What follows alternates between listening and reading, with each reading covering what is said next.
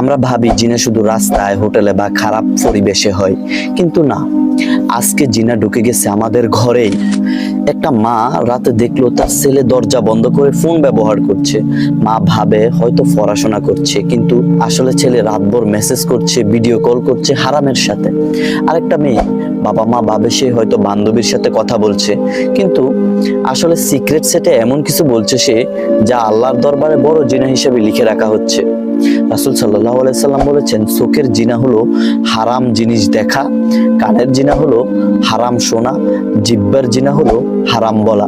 মানে শুধু শরীর দিয়ে না, আমাদের চোখ, কান, জিহ্বা সব দিয়েই জিনা হতে পারে। আজকে ফেসবুক, টিকটক, ইনস্টাগ্রাম এসব হয়ে গেছে আধুনিক জিনার বাজার। আমরা ভাবি এ তো শুধু মজা, কিন্তু আসলে এগুলো হলো সেই আগুন যা পরিবার ভাঙে, সম্মান শেষ করে দেয় আর আখিরাত ধ্বংস করে দেয়।